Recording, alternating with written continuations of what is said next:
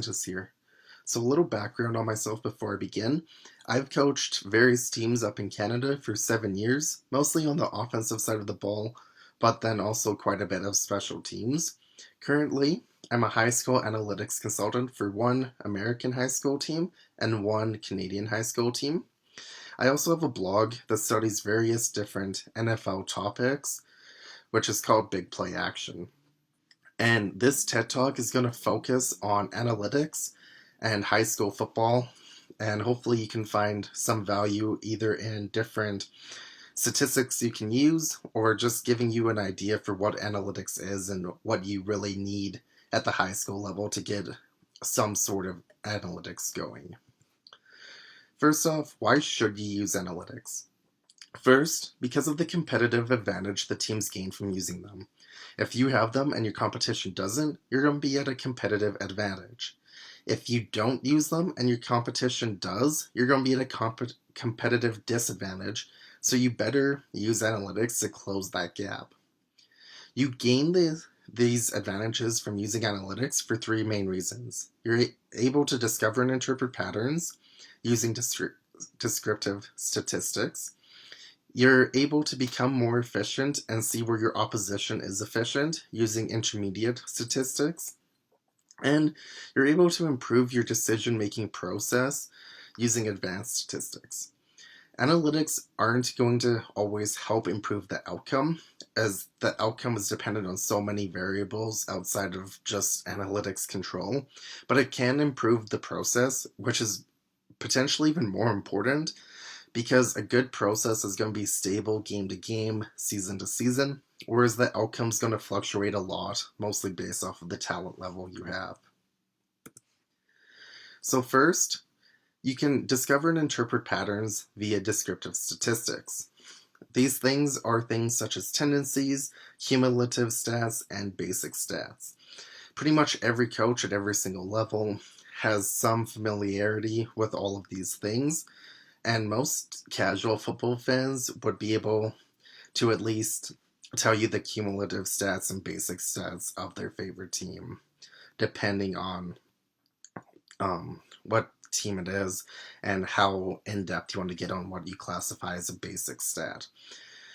In terms of being a coach and getting this type of analytics, it's pretty easy. I believe Huddle Assist can do it, or Huddle Reports can do it, I believe. I've very limited experience with the Huddle Reports, so I could be wrong on that part.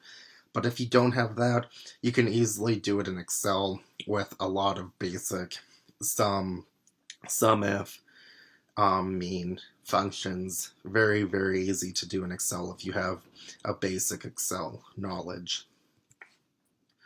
The second type is what I call intermediate stats, and these are able to help you improve efficiency because they're going to give you a different perspective and allow you to look a little deeper than just descriptive stats. These stats aren't talked about just as much as the basic stats, but they're just as, if not even more important.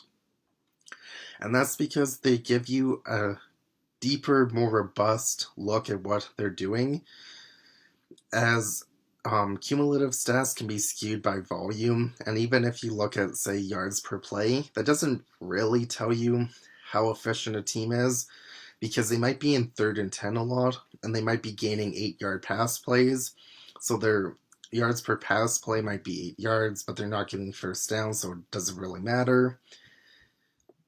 Whereas these efficiency stats, these intermediate level stats, are able to help look at that type of stuff and give you more detail on it.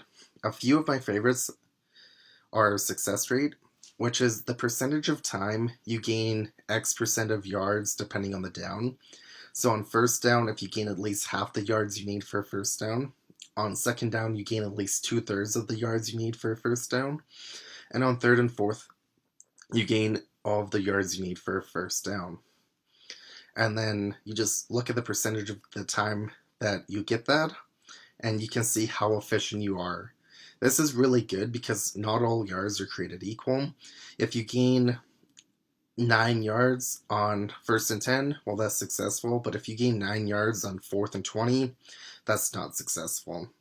Although the yards per play are the same, the success rate really shows you a lot more efficiency. This is probably my favorite stat because it's really easy to do in Excel, and it tells you pretty quickly if you're efficient or not.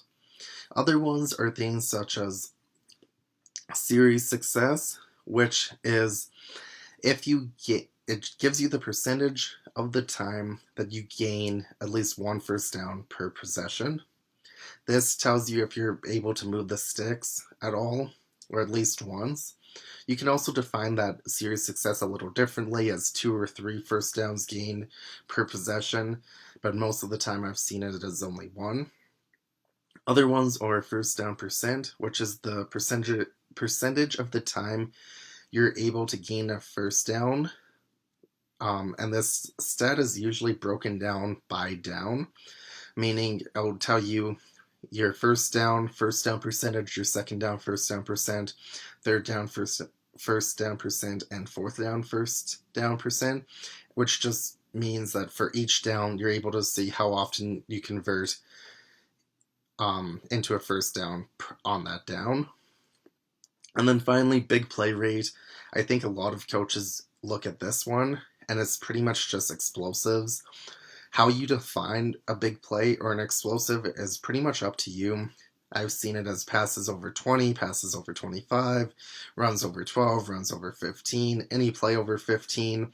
It doesn't really matter how you define it, as long as you're consistent game to game, season to season, so that you're comparing apples to apples. It doesn't matter what benchmark you use as a big play or as an explosive. But like I said, these intermediate stats are really good for looking at efficiency, and they're fairly easily calculatable in Excel with a few sum if, mean if functions. I don't believe Huddle will give you any of these type of stats, which is fine because you can export it to Excel and get it fairly easily in there. The third type is advanced stats, which can help improve your decision-making process. These stats rely on models that in and of themselves are fairly intuitive and aren't that complex, but getting the models is actually very difficult. If you're going to try to do this yourself, do not do it in Excel. Do it in Python or R or Stata or SAS or any statistical program. Do not do it in Excel. You're just going to give yourself headaches.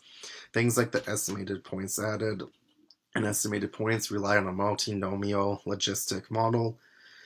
So if you haven't heard of that, I'd advise you probably don't try doing it yourself unless you have hours and hours to learn the stats on it and then how to code it in a program. It makes a lot of sense, the model itself, but trying to get it yourself is quite difficult. Different programs such as Edge Varsity give you the win probability. I'm not sure if they do estimated points EPA or not, but I know they will do win probability for you. For the teams that I consult for, I do have the estimated points and the estimated points added, but I don't do the win probability. And then Huddle, Assist, I don't think will do any of these for you. I'm sure there's other companies and services that can do these things for you. You might have to look around a little bit, but we'll get into that a little bit later. Estimated points is a fairly easy thing to understand. It's the amount of points you're expected to score based off of the down and distance and field position. You can include other variables like weather, team, etc., but for the most part, down and distance, field position. EPA is just how many estimated points you gain or lost on an individual play.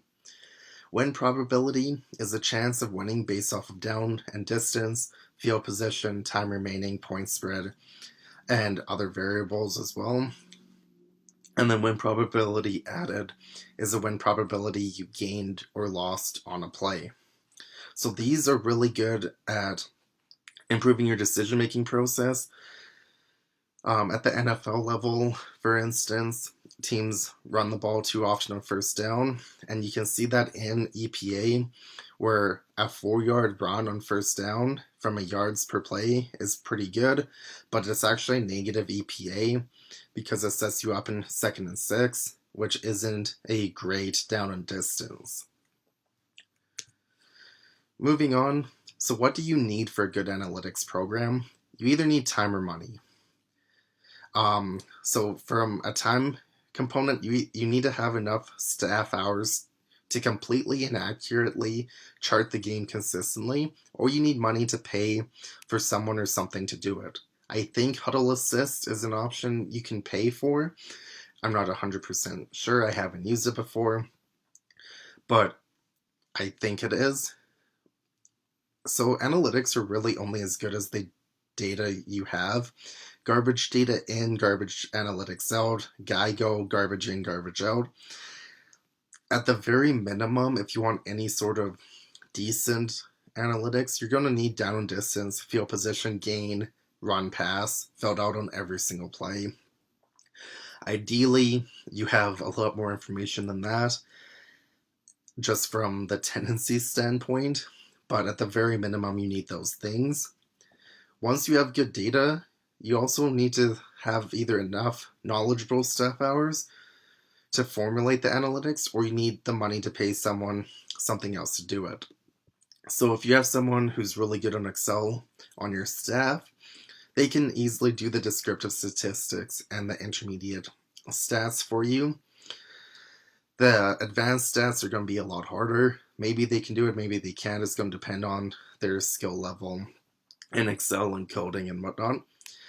In terms of paying, like I mentioned, Edge Varsity is one option. Huddle Assist is another potential option, although I'm not 100% sure on what they do.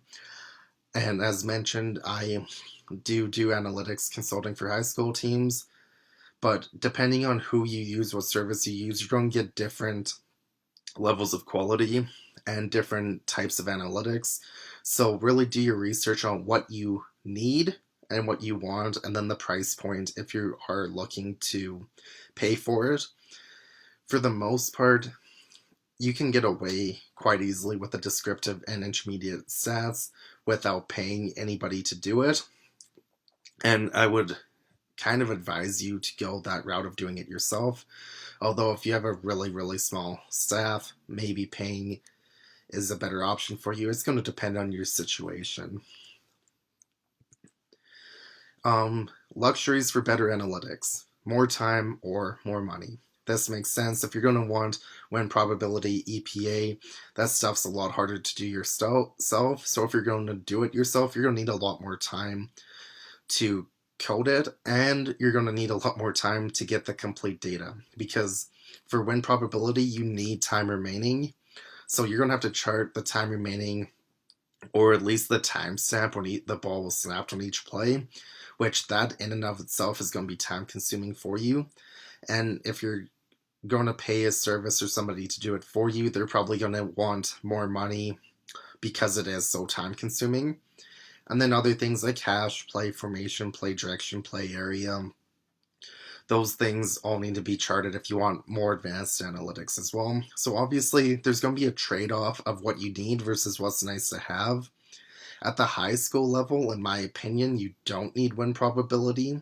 It's great to have, but the time and or money you need to get it, I don't think is worth it unless you're at the big schools where you have disposable time or money, then go for it.